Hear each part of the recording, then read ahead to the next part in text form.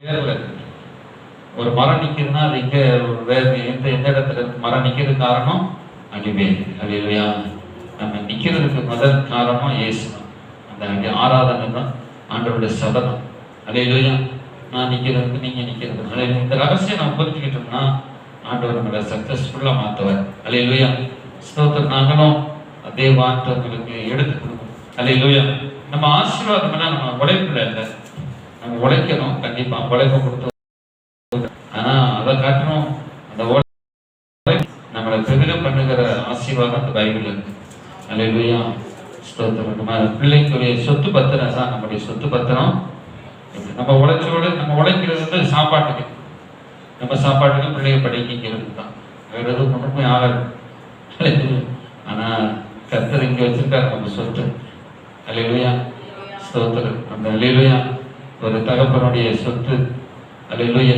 சில வேளை நமக்கு பூர்வீக சொத்துலாம் வரும், தகப்பனுடைய சொத்து வரும், பல பூர்வீக சொத்துலாம் வரும். அதெல்லாம் வந்து வாழ்க்கையில் நெற்றி வேறு சிந்தி சம்பாதிக்கணும்னாலும் சில பெற்றுக்கொள்ள முடியாது. இப்போ அதை நம்புகிறோம் இல்லையா, மகனாக பிறந்ததுக்காக வருது. ஆனால் இது வந்து நமக்கு நீங்கள் வேலை போகிறீங்க தானே சொல்கிறேன். மாசு சொத்துக்கிட்டுலாம் பேசுகிறேன் கேட்டாங்க. வேலை நம்ம போய் கடினம் உழைப்போம், ஒன்றுமே நிற்காது. ஆஸ்பத்திரிக்கும் இப்போ ஸ்கூலுக்கும் அங்கங்கே கெட்ட வேண்டியிருக்கும். அதெல்லாம் கெட்ட இல்லைங்கிற சொத்து கெட்டதாக இருக்கிறோம். இல்லையா? ஆனாலும் கர்த்தர் நமக்கு மிச்சம் நம்மளை மீதம் காரணம் செய்கிற தெய்வம், நம்மளை ஆசீர்வதிக்கிற தெய்வம், மற்றவர்கள் கொடுக்கும்படி செய்கிற தெய்வம். நம்முடைய ஆசீர்வாதங்கள்லாம் இது இருக்குது. எளிதாய் பெற்று சுதந்திரத்துக் கொள்வீர்கள். அல்லேலூயா. சரி, ஸ்தோத்திரம். ஆபிரகாம் புஸ்தகத்தை நீங்க ஆண்டவர் உங்களுக்கு நினைவு கொடுத்த வார்த்தை எடுத்துக்கொள்வோம். புஸ்தகம் 7ஆம் அதிகாரம் 2ஆம் வசனத்தில் சொல்லப்பட்டிருக்கிறது. ஸ்தோத்திரம். வாசிக்கிறேன். அப்போஸ்தலர் 7ஆம் அதிகாரம் 2ஆம் வசனம். அதற்கு அவன், சகோதரரே, பிதாக்களே கேளுங்கள். நம்முடைய பிதாவாகிய ஆபிரகாம் காரானில் குடியிருப்பதற்கு முன்னமே மெசொப்பொத்தாமியா நாட்டில் இருக்கும்போது மகிமையின் தேவன் அவனுக்கு தரிசனமாகி, அல்லேலூயா, மகிமையின் தேவன் அவனுக்கு தரிசனமானான். அல்லேலூயா. 5ஆம் வசனத்தை கேட்கும். இதில் 1 அடி நிலத்தியாகிலும் அவனுடைய கையாட்சி கொடாமல் இருக்கையில் அவனுக்கும் பிள்ளையில்லாது இருக்கும்போது உனக்கும்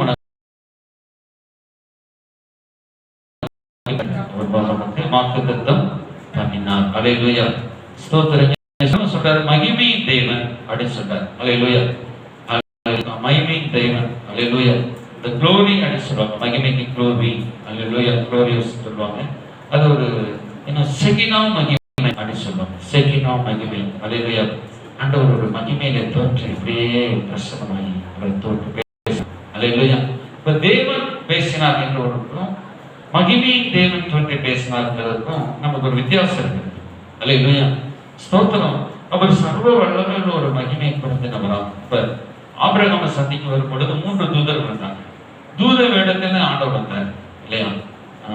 இயேசுவானவரும் மற்ற மனுஷர்களுக்கும் கூட ஒரு தூத ரூபத்தில் வந்தாங்க. ஆனா இங்கே வாசிக்கும் பொழுது மகிமையின் தேவன் அவனை சந்தித்தார். நம்ம மகிமை ஆபிரகாமை சந்திக்கும் போது 75 வயசு நம்ம நினைக்கிறோம். ஆனா அதுக்கு முன்பதாகவே அவர் வந்து மெசொப்பொத்தாமியாங்கிறது ஈராக், சுத்த ஈராக்.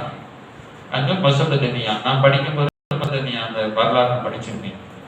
10th அல்லது 8th படிச்சிருக்கேன். அல்லேலூயா. அது பேர் பண்ண உலக சரித்திரத்திலே பேர் பண்ண உலக அந்த நாகரிகம் என்று சொல்லுவாங்க. அல்லேலூயா. அந்த நாகரிகம் முதல்ல அங்க மக்கள் கூட்டமா வாழ இடம் பாபேல் என்று சொல்லப்படுகிறது. ஈராக், அந்த மெசொப்பொத்தாமியா, அந்த கல்தைய நாடு, அங்கதான் ஆபிரகாம் இருந்தார். அங்கே இருந்துதான் அழைத்து கொண்டு வர்றார். அழைத்து கொண்டு வந்து ஆரானிலே குடியிருக்கு. அந்த ஆதியம் 12ஆம் அதிகாரத்துக்கு மேல ஆரானிலே இருக்கும் பொழுது ஆபிரகாமுடைய தகப்பன் மரிச்சு சொல்கிறார். அப்ப திரும்ப செகண்ட் தரம் ஆண்டவர் அழைக்கிறார். செகண்ட் தரம் ஆண்டவர் அழைச்சி நீ திரும்ப கானானுக்கு போன்னு சொல்லி ஆண்டவர் கூப்பிட்டு கானானுக்குள்ளே கொண்டு வர்றார். ஏன்னா ஆரானில தகப்பன் அங்கே இருந்துறாங்க. அங்க ஒரு நீர்வீழ்ச்சி, அங்க நல்லா ஒரு வசதி வாய்ப்பு வரும், அங்க இருந்துறாங்க. திரும்பமா அங்க இருந்து திரும்ப ஆண்டு கொண்டு வர. அதான் சொல்றாரு பாத்தீங்கன்னா, ஸ்தோத்திரம். இங்கே அழகா எடுத்து சொல்வார் பாருங்க. ஸ்தோத்திரம். அல்லேலூயா. அப்பொழுது அவர் கல்தேய தேசத்தை விட்டு புறப்பட்டு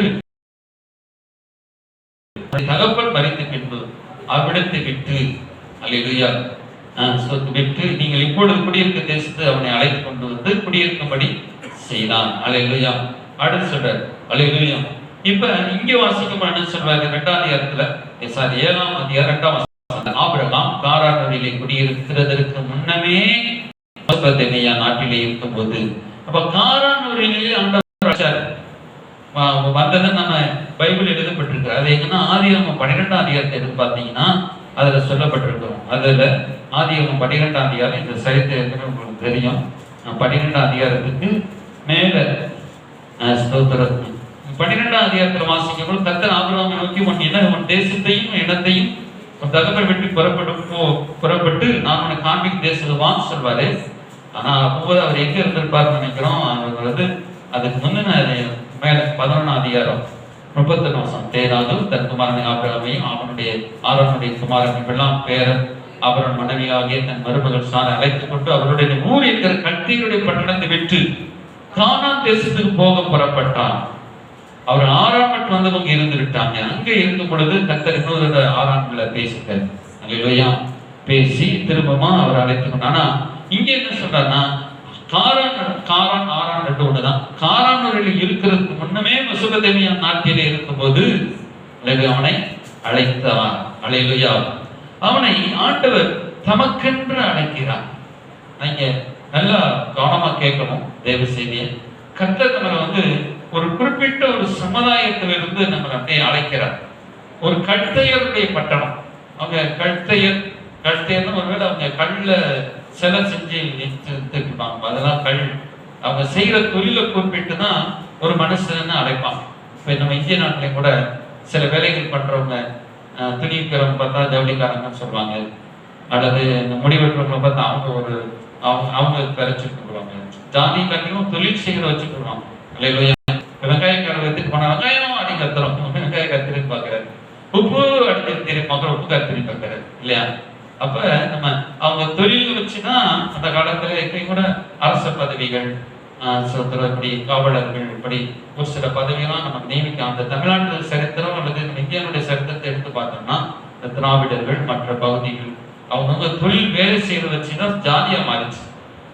சரி, அவங்க இனக்கூட்டமா மாறிச்சு. அல்லேலூயா. இப்ப ஒவ்வொரு அந்த இனத்து பேருக்கும் ஒரு அடிப்படை தொழில் ஒண்ணு இருக்கும். இப்ப ஒவ்வொரு ஜாதி சொல்ல விரும்பல லேட் ஆயிடும் இல்லையா. அதே போல இவங்க கல்தேயர் அப்படின்னு சொல்ல போனா ஒருவேளை ஏன்னா ஆபிரகாமுடைய சரித்திரத்தை எடுத்து பார்த்தா ஒரு சிலைகளை செஞ்சு வித்து அதை சாமியா உருட்டு பண்ணி வித்துக்கிட்டு இருந்தாரு. அவங்க அப்பா அப்படி செஞ்சுட்டு இருந்தாரு.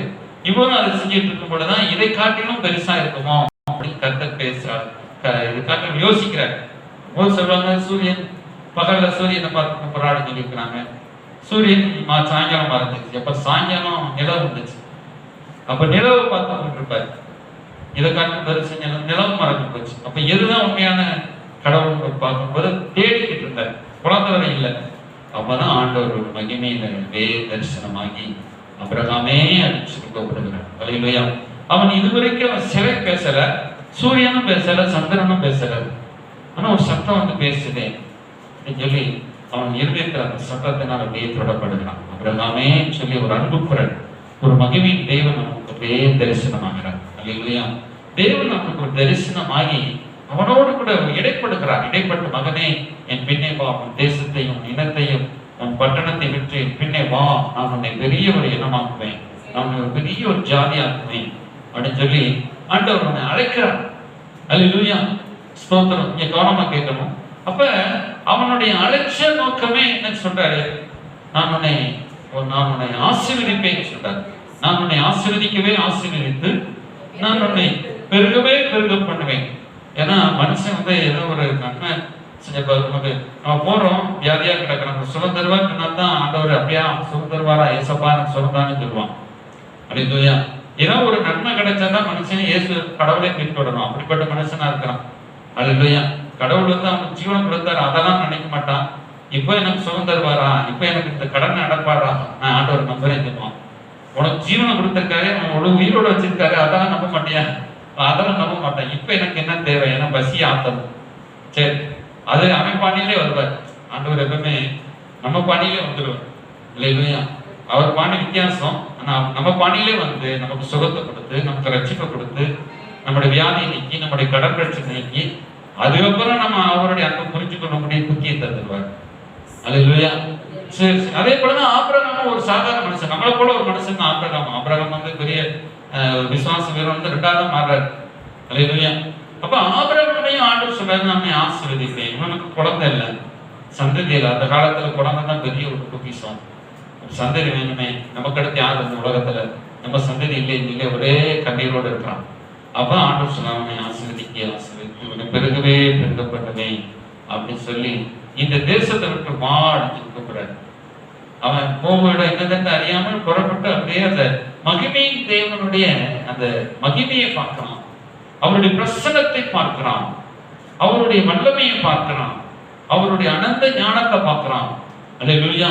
அவருடைய குரல் அவன் அந்த மனதில பட்ட உடனே அதுக்குள்ள இருக்கிற மகிமை பிரசன்னம் அவனை வந்து நிரப்பியது. அல்லேலூயா. ஒரு தேவ சமாதானம் அவனை நிரப்பிடுச்சு. அல்லேலூயா. அப்ப அவர் வந்து அப்பதே முச்சடியில மோசைக்கு அப்படியே தரிசனம் ஆகிறார். அல்லேலூயா. முச்சடியில அதே போல தான் மோசே பின்வாங்கி ஓடி போயிட்டான்.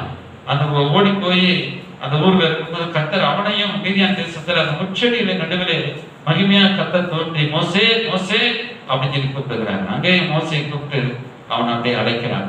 அல்லேலூயா. இங்க சவுல் தேவனுடைய ஊழியர்களை தேவனுடைய தீர்க்க தரிசனத்தை துன்பப்படுத்திட்டே இருந்தான் இல்லையா? அவனையும் கர்த்தர் நடு மத்தியான வெயில்ல சூரிய பிரகாசத்தில் ஒரு மகிமையான ஒளி சொல்றார். பவுல் சொல்லும் போது சொல்றாரு, அப்போஸ்தலர்ல அங்கிட்ட 21 இப்படி 22 வாசிக்கும் சொல்றார், ஒரு மகிமையின் ஒளி என்னை சந்தித்தது, சூரிய வெளிச்சத்தில் பெரிதான ஒரு பேரு ஒளி என்னை சந்திச்சது சொல்றார். அல்லேலூயா. 9ஆம் அதிகாரத்துல ஒரு ஒளி என்னை சந்திச்சது சொல்றார். அல்லேலூயா. ஒரு பிரகாசமான ஒரு ஒளி என்னை சந்திச்சது சொல்றார். இத்தனை ஒரு மீனிங் கொடுக்குறாங்க. அல்லேலூயா. இப்ப ஆண்டவர் உங்களை சந்திச்சாருங்கிறது நீங்க என்ன சொல்ல போறீங்க? மொட்டை கட்டிய சொல்லக்கூடாது. ஆண்டவர் அந்த நேரத்துல வந்து என்னை தொட்டார், அந்த தொட்ட அந்த நம்ம அப்படியே வச்சு சொல்லும் பொழுது அப்ப அப்படிதான் சொல்றார். அல்லேலூயா. அதை எடுத்துக்கொண்டு வாசித்து பாருங்களேன். அப்போஸ்தலர், அதே அப்போஸ்தலர் 22ஆம் அதிகாரம் நினைக்கிறேன். அதுல சொல்லும் போது சொல்வாரு, அல்லேலூயா ஸ்தோத்திரம். அவர் தன்னுடைய சாட்சியை சொல்லும் பொழுது இவ்விதமா அவர் சொல்லுவார். 22:11 அந்த ஒளியின் மகிமையினாலே பார்வையற்று போனபடியினால். அல்லேலூயா ஸ்தோத்திரம். பாத்தீங்களா? அந்த வாசித்து பாருங்க 11ஆம் வசனம். அப்ப மகிமையினாலே அந்த ஒளியவரை சந்திச்சது. அல்லேலூயா. அப்ப இன்னும் 6ஆம் வசனத்தை எடுத்து பாருங்க. 6 வசனம் பாருங்க.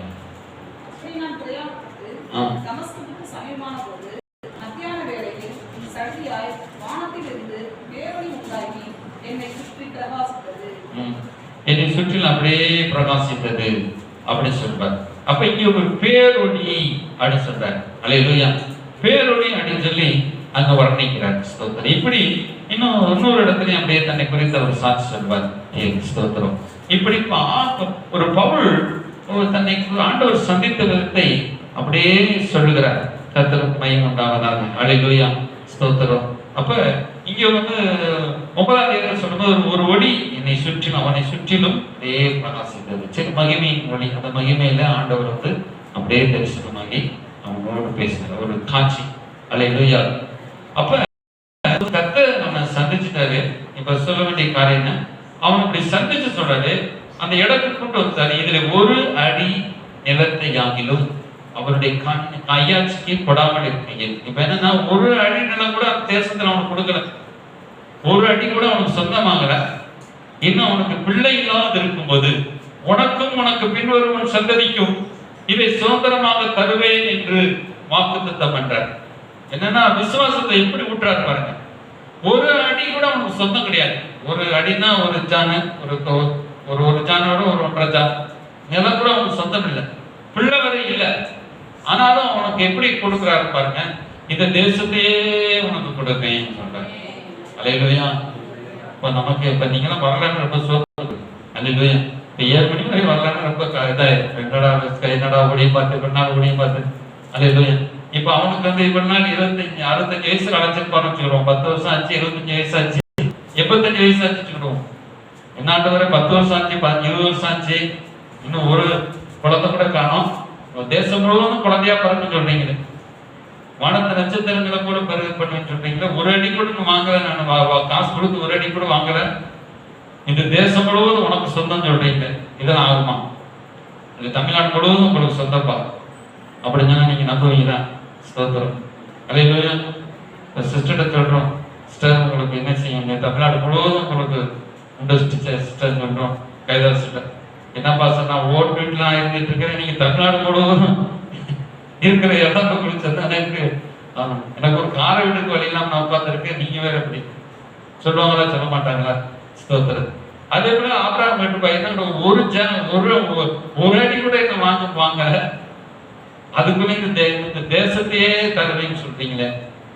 அப்ப ஒரு பிள்ளை கூட இல்ல. அப்ப அந்த காலத்துல 5 பிள்ளை 10 14 20 30 பிள்ளைகளை பெற்றுப்பாங்க. ஒரு பிள்ளை கூட எனக்கு இல்ல. நீங்க வானத்து சந்ததி அதை எங்க சொல்றாரு பாருங்க. அப்ப அதே ஆதியாகமம் புஸ்தகத்தை எடுத்துக்கொள்ளும் அதே நிருபத்தை சொல்லும் பொழுது அவர் அந்த 6ஆம் வசனம் அந்நியத்தை இப்படி வாக்குத்தத்தம் பண்ணி அந்தபடி இந்த நீங்க அப்போஸ்தலர் 7 எடுத்து வாசித்து பாருங்க.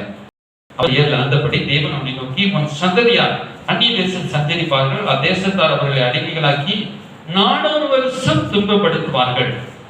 இல்ல இந்த பிராமிஸ் ஆண்டவர் கொடுக்கும் பொழுது என்ன சொல்றாரு? 400 வருஷம் உன்னை உன் சந்ததிகளை துன்பப்படுத்துவார்கள். இந்த ஒரு காரியத்தை ஒரு வெளிப்பாடை ஆண்டவர் அங்கே காண்பிக்கிறார். அப்ப அதே சேஃப்டி எங்க இருக்கு? ஆதியாகமம் புஸ்தகத்தை எடுத்துக்கணும். ஆதியாகமம் புஸ்தகம் கவனமா கேளுங்க. ஆதியாகமம் புஸ்தகத்தை எடுத்துக்கணும். ஆதியாகமம் பக்கத்தில் இருக்கிறவங்களுக்கு பயிர் காமிங்க. பக்கத்தில் இருக்கிறவங்களுக்கு நம்ம அபியாஸ்ட்டு பக்கத்தில் இருக்கிறவங்களுக்கு பயிர் காமிங்க. ஸ்தோத்திரம். அவங்களை பயிர் படிக்க வைங்க. அல்லேலூயா. ஸ்தோத்திரம். அப்ப இந்த சேப்டர் எங்க இருக்குது? ஆதியாகமம் 15ஆம் அதிகாரத்துல ஸ்தோத்திரம் என்ன சொல்றாரு? அங்கதான் ஆண்டவர் பேசுறாரு.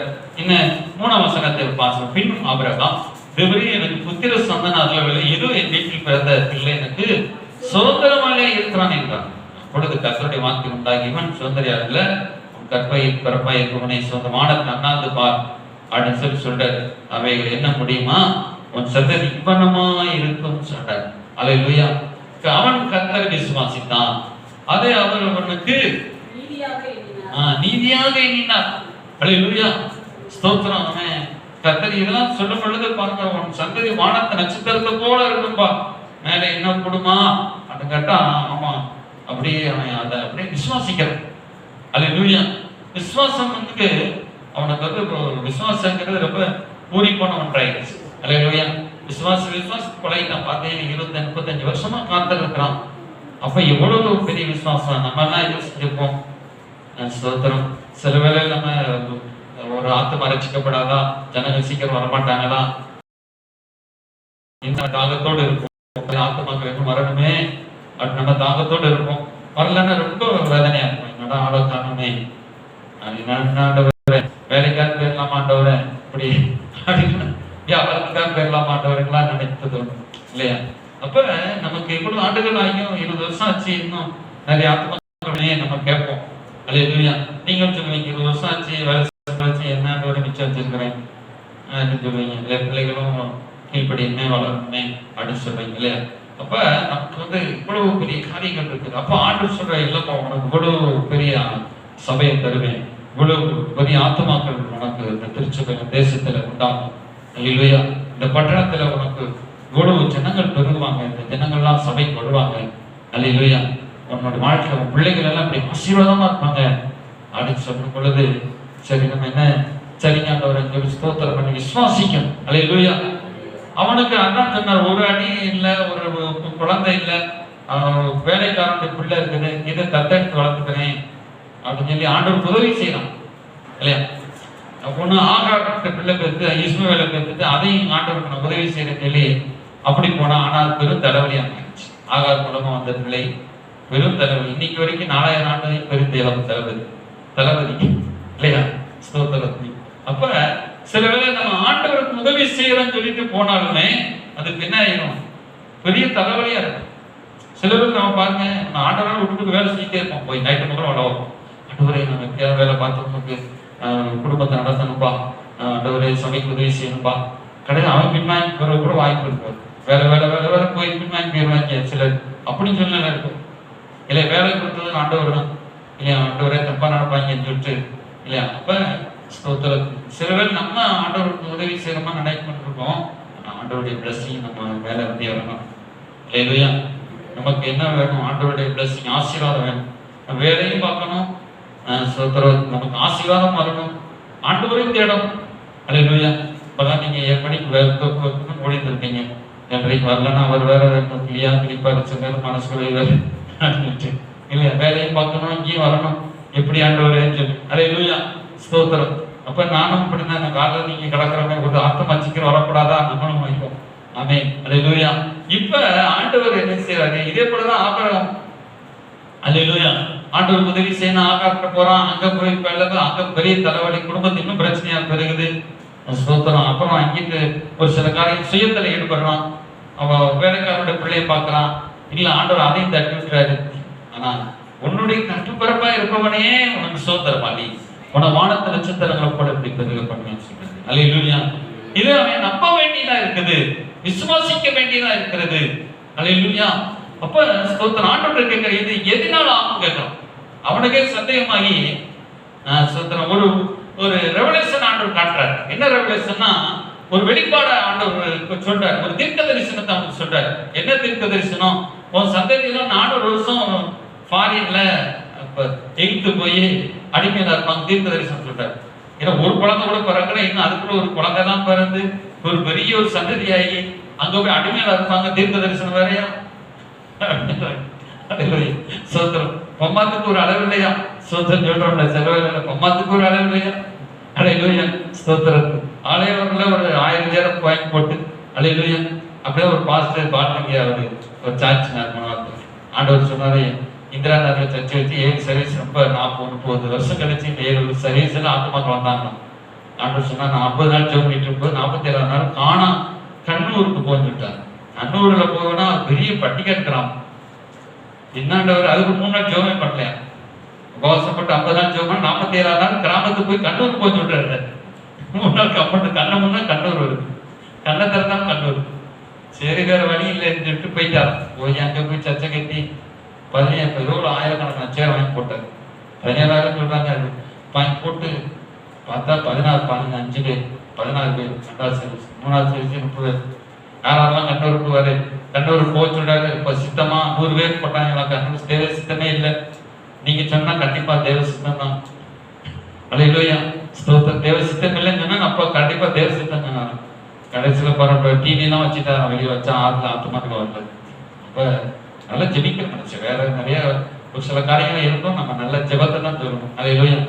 அப்ப ஜெபம் பண்ணி பார்த்தா ஸ்தோத்திரம், ஜெபம் பண்ணிட்டு இருக்கிறாரா, சர்ச்சையில் ஒரு பேர் பிடிச்சவனா கொண்டு வாங்க ஆண்டவரை அப்படின்னு சொல்லி ஒரு வாரமா ஜெபம் பண்ணிட்டு இருந்தாங்க. 14 நாள் ஒரு வாரமா ஜெபம் பண்ணிட்டு இருக்கும்போது ஒரு போலீஸ் பேய் பிடிச்சம்மா வந்துச்சான். அது பிடிச்சி 7 பேர் வந்தாங்க. அந்த 7 பேர் சுவிசேஷம் சொல்லி பேயை வரக்கணும் 3 பேர் நான் சொல்லிட்டேன். அல்லேலூயா. அப்படியே பார்த்தீங்கன்னா நீங்க 5000 பேர் வந்துட்டாங்க. அந்த கண்ணூர்ல யார் வரும், கண்ணிருக்க வருவான்னு சொல்லி சொன்னாலும் பட்டிக்காட்டு கிராமத்துல 5000 பேர் வந்துட்டாங்க. ஒரு அலையிலேஸ்வரம். அல்லேலூயா. எத்தனையோ ஒரு 40 லட்சமோ ஒரு கிட்டத்தட்ட அந்த ஒரு இடத்தையே ஒரு அம்மா தெரிய கொடுத்துச்சோம். அல்லேலூயா, ஸ்தோத்திரம். இப்படி ஆண்டவர் அதிசயங்களை செய்கிற தேவனா இருக்கிறார். அல்லேலூயா. ஆண்டவரால் கூடும். அல்லேலூயா. ஆண்டவர் சொன்னார்னா அது அப்படியே நடக்கும். நம்ம விசுவாசிக்கணும். அது அப்புறம் அப்படியே விசுவாசிக்கணும். அல்லேலூயா. ஒரு அடி நிலம் கூட இல்லை, ஒரு பிள்ளை கூட இல்லை. அதே போல இன்னொரு சாட்சியங்கள் கேள்விப்பட்டா பார்த்தங்கயா, அவங்க அம்மா அப்பா வந்து இலங்கையில ஊழி செஞ்சாங்க. ஊழி செய்யும் பொழுது அவங்க அப்பா ஒரே காய்ச்சல், உடம்பு சரியில்லை. அப்போ ஒரு அம்மா போய் 15 காசுக்கு மாத்திரை, அந்த மெடிக்கல் ஸ்டோர்ல போய் 15 காசுக்கு மாத்திரை கொடுங்கன்னு சொல்லி கேட்டுட்டாங்க. காசும் இல்லை, 15 காசு கூட இல்லை. அப்ப கேட்கும் போது அந்த மெடிக்கல் காரனுக்கு இல்லம்மா தரமா, நீ காசு கொண்டு வந்தா தான் தருவேன்னு சொன்னாங்க. அது கூட 15 காசு கூட இல்லாம அந்த அம்மா வைக்கப்பட்டு வந்துருச்சான். அப்புறம் பாருங்க, ஸ்தோத்திர நாள் கடந்துருச்சு. அவங்க ஒரு வீட்டுல, அந்த வீட்டுல வாடகைக்கு இருந்தாங்க, ஒரு வீட்டு பகுதியில். அப்புறம் மதுரைக்கு வந்திருக்கிறாங்க போல. அப்புறம் அவர் சர்ச்சு வந்தப்புறம் அதுக்கப்புறம் இவர் பெங்களூர்ல இருந்து இலங்கைக்கு போயிருக்காரு. போனா பெரிய ஒரு கான்ஃபரன்ஸ் போட்டோம். ஆயிரக்கணக்கான ஜனங்கள்ல போய் பிரசனம் பண்ண அந்த இடத்துல ஃபோன் பண்ணாரு, அம்மா அந்த ஊருக்கு வந்திருக்காரு. அதான்ப்பா நம்ம இருந்த ஊர் இலங்கையில, அந்த ஊர்ல தான் 15 காசுக்கு மாத்திரை இல்லாம அப்பா காய்ச்சல் ஆகும்போது நான் அலைஞ்சிட்டு இருந்தேன். அப்புறம்ப்பா ஆண்டவர் ஸ்தோத்திரம் பண்ணாங்க. ஊர்லாம் இப்படி வீடு எங்க வாழ்க்கை அப்படி இருந்துச்சு. இன்னைக்கு ஏரோப்ளைன்ல வந்து பெரிய ஒரு கூட்டத்தில் ஆண்டவர் பேசும்படி செய்கிறாரு. எங்களை கைவிட சந்ததியை கைவிட்டாரு ஆண்டவர். ஒரு அலையிலே சொல்லுவோமா, அவர் ஊழியம் செய்கிற சந்ததியை கைவிட்டாரா? அல்லேலூயா. அம்மா அப்பா செய்த ஊழியம் ஓடி ஓடி எல்லா இடத்தையும் கைப்பற்றி கொடுத்து அந்த இடங்களெல்லாம் அவங்க அம்மா அப்பா இந்த வீட்டுக்கு போய் பார்த்தாராம். அங்க ஒரு பழைய ஆள் இருந்தாராம். ஆமா, ஒரு 4 பேர் இருந்தாங்க, 2 பிள்ளைகளை வச்சுட்டு ஒரு மணி வேலைனால 4 இருந்தாங்க. அவ சொன்னாரா, அந்த 2வது பிள்ளை நான் ஒரு கடைசி பிள்ளை. இப்ப பாருங்க, இப்படி ஆண்டவர் அவருக்கென்று ஊழியம் செய்த சந்ததி, அவருக்கென்று தேடுகிற கர்த்தர் இன்னைக்கு ஆசீர்வாதமா வச்சிருக்கிறார். அல்லேலூயா, அல்லேலூயா. அப்ப கர்த்தர் நீங்க பாருங்க, அதே போலதான் ஒரு அடி கூட இல்லாம இருக்கலாம். நமக்கு நம்ம பிள்ளைகளை ஆண்டவர் ஆசீர்வதிப்பார், நம்முடைய குடும்பத்தை ஆசீர்வதிப்பார். இன்னைக்கு நீங்க தேடுறீங்கன்னா, ஒருவேளை கஷ்டப்பட்டு தேடி கேட்டுருக்கலாம், ஆனா உங்க பிள்ளைய மகிமையிலே வாழ்ந்துட்டு இருப்பாங்க. அல்லேலூயா. கரங்களை வைத்து அல்லேலூயா சொல்லுவோம். அல்லேலூயா. நீங்க கவலையோடு நீங்க தேடுவீங்க, ஏதோ கஷ்டத்தோடு நீங்க தேடுவீங்க, ஆனா உங்க பிள்ளைய ஆசீர்வாதமா வாழ்வாங்க. அல்லேலூயா. ஆனா அந்த ஆசீர்வாதத்தை நம்ம பெற்றுக்கணும். அல்லேலூயா, ஸ்தோத்திரம். அப்ப இப்படிதான் கர்த்தர் நம்மள அப்படியே கொஞ்சம் சோதிக்கிற மாதிரி இருக்கும், ஆனா ஆண்டவர் பிளஸ் பண்ணுவாங்க. சரி, ஸ்தோத்திரம். இப்ப ஆண்டவர் சொல்றாரு, இது எதனால் ஆகும் அப்படின்னு சொல்ற பாருங்க. 8ஆம் வசனம், அதற்கு அவன் கர்த்தராகிய ஆண்டவரே, ஆதியாகமம் 15:8 சொன்ன, அதற்கு அவன் கர்த்தராகிய ஆண்டவரே எதினால் அதுவேங்கிறார். அதான் உல்டா புல்டாப்லாம் பண்ணாதீங்க, உள்ளதை சொல்லுங்க. நான் எதினால் அறிவேன் போது ஆண்டவர் சொல்றாரு, 3 வயது கிடாரியை கொண்டு வா. அதுல நல்ல ஒரு கிடாரியை கொண்டு வா. கிடாரின்னா ஒரு கடா, 3 வயது வெள்ளாட்டையும் 3 வயது ஆட்டுக்கடாவையும் ஒரு ஆட்டுப்புறாவையும் ஒரு புறா குஞ்சியும் இடத்தில் கொண்டு வா என்றார். அல்லேலூயா. புறா குஞ்செல்லாம் கொண்டு வா அப்படின்னு சொல்றாரு. அல்லேலூயா. புறா குஞ்சி அதெல்லாம் கொண்டு வா. அவன் அவைகள் எல்லாவற்றையும் இடத்தில் கொண்டு வந்து அவைகளை நடுவ துட்டங்களை ஒன்றுக்கொன்று எதிராக வைத்தான். பட்சிகளை அவன் துண்டிக்கவில்லை. இப்ப துண்டித்து அப்படியே வைக்கலாம். துண்டித்து வச்சு அங்க ஒரு பலிபடம் கட்டுறான். துண்டிக்கிறன்னா என்னது? வெற்றியை வெட்டி பலி கொடுக்கலாம். கர்த்தருக்கு பலி செலுத்தப்படுகிறது. அங்கே உடன்படிக்கை நடக்கிறது. பறவைகள் அந்த உடன்படிக்கையில் வந்து இறங்கின. அவைகளை ஆபிரகாம் துரத்தினான். சூரியன் அஸ்தமிக்கும் போது ஆபிரகாமுக்கு அயர்த்தர நித்திரை வந்தது. திகிலும் காரிருளும் அவனை மூடிக்கொண்டது. இப்ப திகில் காரிருள் இதெல்லாம் இப்ப இயேசு கிறிஸ்து கல்வாரி சிலுவையில துன்புகள் இருந்தாங்க, ஏற்பட்டுச்சு. காரிருள் ஏற்பட்டு. துட்டங்கள்லாம் எதற்கு அடையாளம் பாத்தீங்கன்னா, அந்த துண்டிச்சு போடப்படுகிற ஒரு ஆட்டை துண்டிச்சு ஆட்டை வெட்டி பலி கொடுக்க எதுக்கு சமானம்? நம்ம இயேசு ஒன்னும் நமக்கு நம்மள பலியாக ஒப்பு கொடுக்க சமானம். இன்னொரு காரியம், இயேசுவை பலியாக ஒப்பு கொடுத்தார் பிதாவுக்கு. அல்லேலூயா. ஆடு பலி செலுத்தப்படதான் நமக்கு ஒரு ஜீவ ஆடு பலி செலுத்தப்பட்டு, அதை நினைவு கொடுங்க. அல்லேலூயா. அதை பார்த்து நம்ம பாவம் செய்யக்கூடாதுங்கிறதுக்காகத்தான் ஆண்டவர் வந்து ஆட்டை காமிக்கிறார். ஆட்டை காமிச்சு அப்படியே தேவகுமாரனை காமிக்கிறார். இப்ப நீ பலியாகணும், அந்த ஆடு பதிலா அந்த ஆடு பலியாக. அதே போல என்னுடைய குமாரன் தேவகுமாரன் வாழணும், ஆனா நீ தான் பலியாகி ஒப்பு கொடுக்கப்படணும். அதுக்கு போய் என் தேவகுமாரன் இயேசு பலியாக அதை குறிப்பிடு. அல்லேலூயா, அல்லேலூயா. அப்ப கண்டங்களை வெட்டி துண்டு வைக்கிறார். முக்கியமான சப்ஜெக்ட் கவனமா கேட்கணும். அல்லேலூயா. அப்ப இதெல்லாம் வைக்கிற ஒரு அந்த துண்டங்களை வெட்டி கடாப்பெல்லாம் வெட்டி எப்படி வைக்கிறார். வைக்கும் பொழுது இப்ப ஆண்டவர் நடுவில் நடந்து வர்றார் பாருங்க. அதை நடந்து வரும்பொழுது சொல்றாரு பாருங்க, ஸ்தோத்திரம். நித்திரை சூரியன் அஸ்தமிக்கும் போது ஆபிரகாமுக்கு அயர்ந்த நித்திரை வந்தது. திகிலும் காரியங்களும் அவனை மூடிக்கொண்டது. அப்பொழுது அவர் ஆபிரகாமை நோக்கி, ஒரு சந்ததியார் அல்லேலூயா தங்களுடைய அல்லாத அந்நிய தேசத்திலே பரதேசிகளாயிருந்து அத்தேசத்தாரை சேர்ப்பார்கள் என்றும் அவரால் நானூறு சுதந்திரப்படுவார் என்றும் நீ நிச்சயமாய் அறிய கடவாய் அப்படின்னு சொல்லி அப்படியே நிச்சயமாய் அவனோடு பேசுறார். அவனுக்கு நல்ல ஒரு தூக்கத்தை கொடுத்து ஒரு நல்ல ஒரு காட்சியை கொடுத்திருப்பார். நம்ம கவனமா கேட்கணும். அந்த தீர்க்க தரிசனமான ஒரு காட்சி அவனுக்கு 400 வருஷம் அந்த ஜனங்கள் அடிமைப்படுகிறது போல, ஒரு கட்டடங்கள்லாம் கட்டுறது போல ஒரு சில காட்சிகள் ஆண்டவர் அவனுக்கு கொடுத்திருப்பார். அப்ப அந்நிய தேசத்தில் பரதேசிகளா இருந்து அந்த தேசத்தை சேவிப்பார்கள் என்றும் அவர் 400 வருஷம் உபத்திரப்படுவார் என்று நிச்சயம் அறியக்கூடாது. இவர்கள் சேவிக்கும் ஜாதிகளை நான் நியாயம் தெரிவிப்பேன், மிகுந்த பொருளை புறப்பட்டு வருவாய் அப்படின்னு சொல்லி இப்படிதான் ஆண்டவர் சொல்லி, நீ சமாதானத்தோடு பிதாக்களிடத்தில் சேருவாய், நல்ல வயதில் அடக்கம் பண்ணப்படுவாய், 4ஆம் தலைமுறையிலே அவர்கள் இவ்விடத்தில் நிறைவாகவில்லை என்றால் சூரியன் அஸ்தமித்து காரில் உண்டான பின்பு இதோ புகைக்கிற சூடையும் அது துண்டங்களின் நடுவே கடந்து போகிற அக்கினி ஜுவாலையும் தம்பின. இந்த துண்டங்களின் நடுவே ஒரு அக்கினி ஜுவாலை கடந்து போகும். அல்லேலூயா. அந்நாளிலே கர்த்தர் ஆபிரகாமோடு உடன்படிக்கை பண்ணி அல்லேலூயா. ஆண்டவர் ஒரு அந்த துண்டங்களின் நடுவே கடந்து போகிற அக்கினி ஜுவாலை. கவனமா கேட்கிறீங்களா? அப்ப ஒரு அக்கினி ஜுவாலை ஒரு கடந்து போற நடுவுல ஆண்டவர் கடந்து போறார். அல்லேலூயா.